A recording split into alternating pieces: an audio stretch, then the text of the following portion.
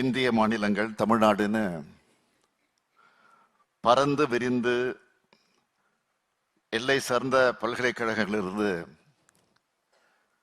22 அறிஞர் பெருமக்கள் கலந்துகிட்டு கட்டுரையை வாசிச்சிருக்கிறாங்க. இது கவி பேரரசுக்கு பெருமை சேர்க்கக்கூடிய விழா மட்டுமல்ல, தமிழுக்கும் தமிழ் கவிதைக்கும் இலக்கியத்திற்கும் பெருமை சேர்க்கக்கூடிய விழாவாக அமைந்திருக்கிறது.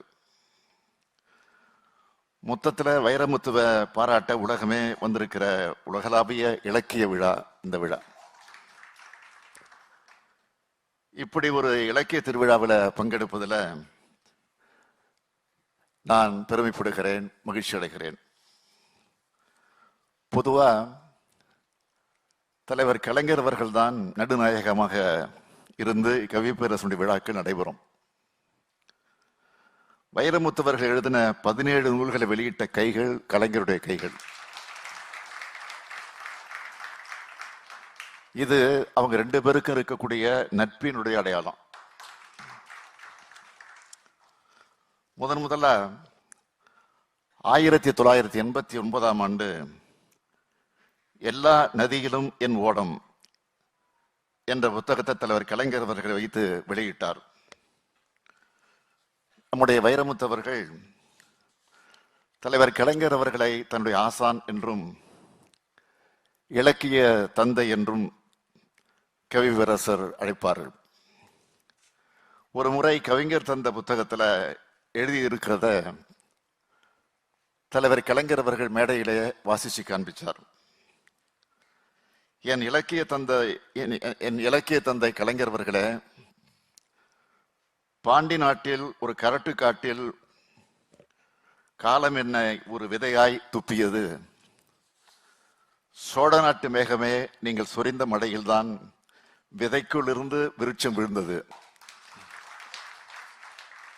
இன்று விருட்சம் உங்களை வணங்குகிறது. உங்கள் இதயத்தில் வைத்திருக்கும் உங்கள் இலக்கிய மகன் வைரமுத்துன்னு கையெழுத்து போட்டு கொடுத்திருந்தார் வைரமுத்து.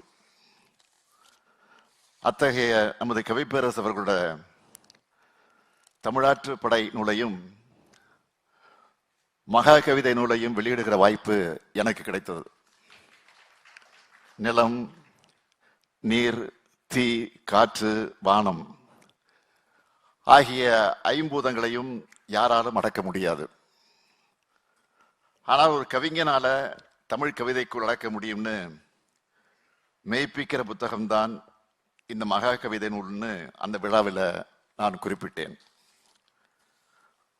ஒரு தமிழ் கவி உலக கவியா மாறும் உயரம்தான் அந்த நூல்.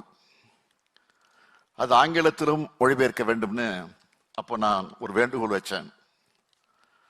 அது இன்னைக்கு நிறைவேறி இருக்கிறது. முனைவர் மரமலை லக்குவனார் மொழிபெயர்த்த அந்த நூலை நமது மதிப்பிற்குரிய முன்னாள் ஒன்றிய நிதியமைச்சர் ப. சிதம்பரம் அவர்கள் வெளியிட்டிருக்கிறார். பல்வேறு நாட்டை சார்ந்தவங்க இங்கே வந்து வாழ்த்தினதை பார்க்கும்போது உலக கவியா மகுடம் சூட்டப்பட்டு விட்டார் நம்ம கவியரசு வைரமுத்து அவர்கள் என சொல்ல தோணுது.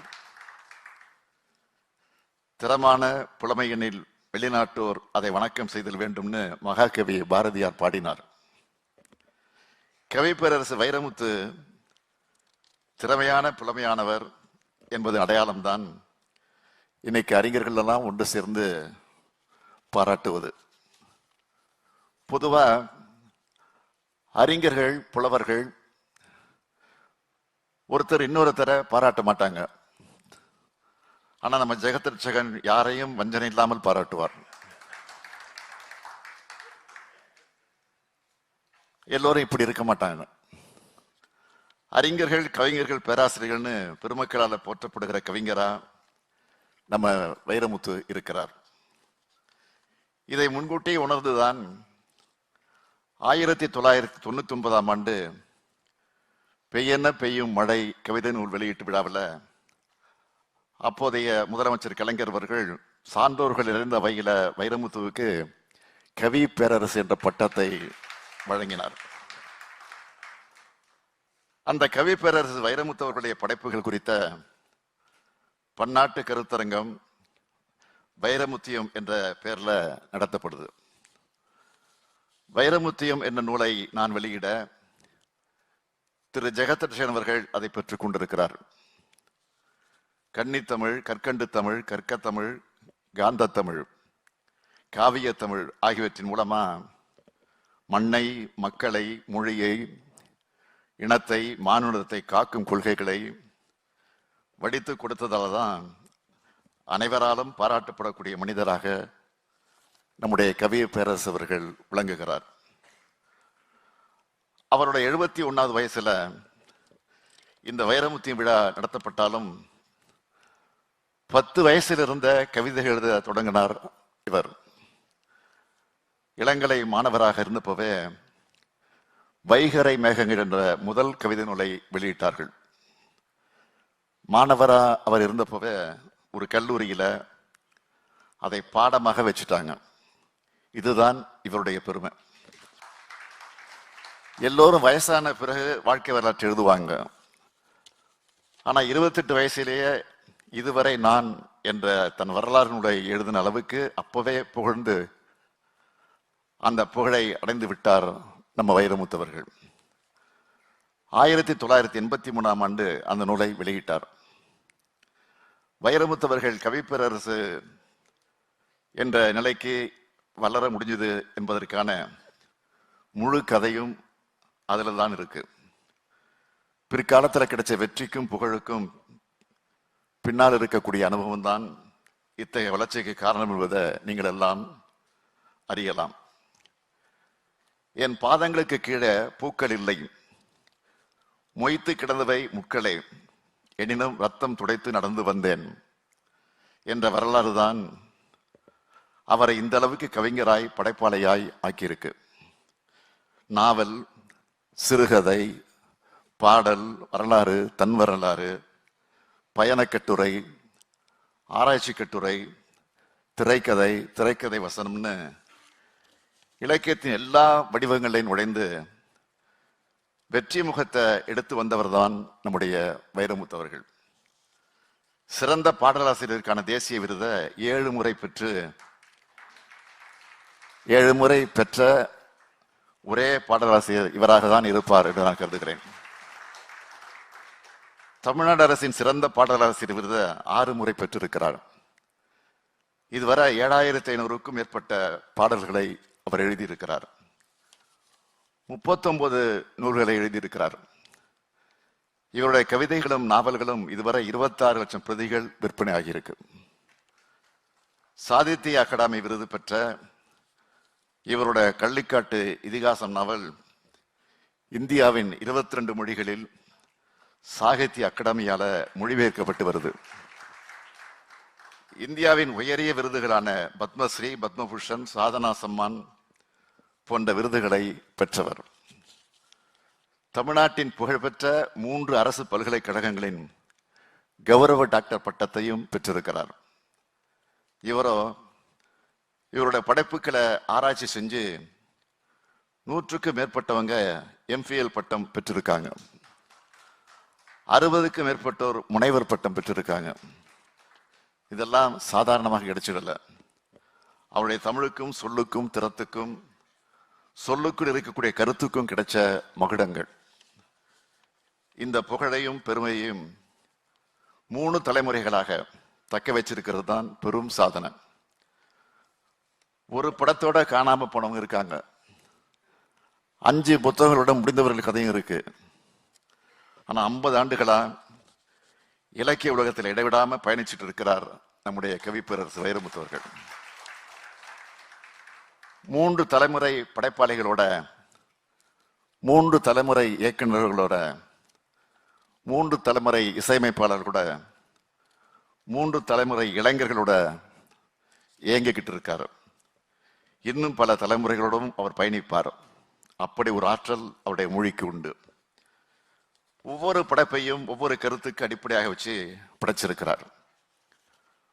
புலம்பெயர் மக்களின் வாழ்வியல் வலிமை உணர்த்தும் கள்ளிக்காட்டு இதிகாசகம், ஆணாதிக்க சமுதாயத்தில் சுரண்டப்படும் ஓர் உழைக்கும் பெண்ணின் போராட்டம் கருவாச்சி காவியம், புவி வெப்பமாதல் என்னும் உலக துயரத்துல இந்திய விவசாயி படும் இம்சையை சொல்லி அதுக்கு தீர்வையும் சொல்லுகிற 3ஆம் உலகப் போர், மரணத்தின் விளிம்பில் கூட நம்பிக்கையை முன்வச்சு வாழ்வின் பெருமை பேசும் தண்ணீர் தேசம், நிலம், நீர், காற்று, தீ, வெளி என்ற ஐம்பூதங்கள் பற்றிய 5 நெடுங்கவிதைகளின் பெருந்தொகுப்பான மகா கவிதை, இப்படி தன்னோட ஒவ்வொரு படைப்பையும் ஒவ்வொரு விதமாக படைச்சவர் நம்முடைய கவிப்பேரரசு அவர்கள். அதனால்தான் கவிப்பேரரசராக அவர் உயர்ந்து நிற்கிறார். மரபையும் புதுமையும் இணைச்சதுதான் நம்முடைய கவிப்பேரரசருடைய சாதனை.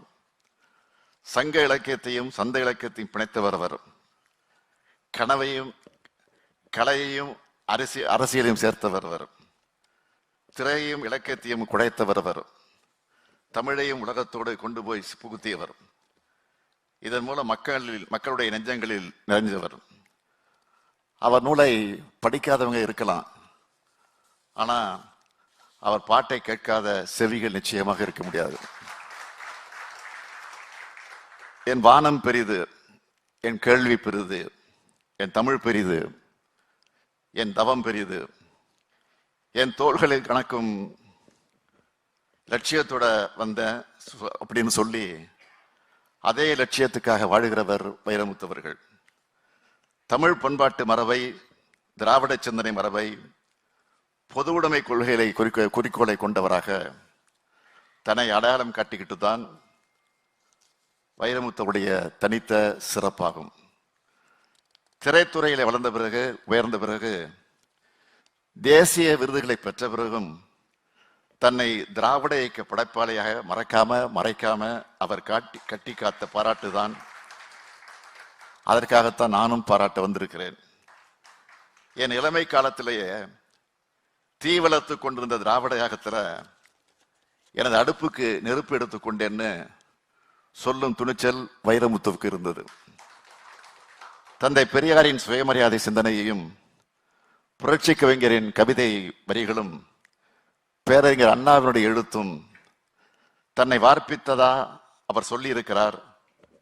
கலைஞரின் எழுத்துக்களே என் ரத்தத்தின் துள்ள வைத்திருக்கின்றன, என் நாடி நரம்புகளை வீணையாக்கி வாசித்திருக்கின்றன, எல்லா மேடைகளிலும் சொன்னவர் அவர். இந்த கொள்கை உரம்தான் அவரை கவனிக்க வச்சது. தமிழுக்கு பெருமை சேர்த்ததால தமிழ்நாட்டினுடைய முதலமைச்சர் என்ற முறையிலும், திராவிட கொள்கைக்கு வலு சேர்த்ததால திராவிட முன்னேற்ற கழகத்தின் தலைவர் என்ற முறையிலும், தலைவர் கலைஞரை இலக்கிய ஆசானாக ஏற்றுக்கொண்டதால் அவரின் மகன் என்ற அந்த பாச உணர்விலும், நான் விரும்பி கேட்கும் பல பாடல்களை தந்தவர் என்பதால் ஒரு ரசிகன் என்ற அந்த மகிழ்ச்சியிலும் கவிப்பேரரசு அவர்களை வாழ்த்துகிறேன், பாராட்டுகிறேன். கவிப்பேரரசு அவர்களே, பொதுவா 100 ஆண்டு வாழுங்கன்னு வாழ்த்துவாங்க. ஆனா இந்த படைப்பாளி இங்க இருக்கக்கூடிய நீங்க எல்லோரும் வாழ்த்துவது போல நானும், நீங்க படைப்பாளி என்ற காரணத்தால் 100 ஆண்டுகள் கடந்து வாழ்ந்து உங்கள் பாடல்கள் எண்ணிக்கை 10,000 ஆகட்டும், படைத்த நூல்கள் எண்ணிக்கை 100 ஆகட்டும் என்று வாழ்த்தி விடைபெறுகிறேன். நன்றி, வணக்கம்.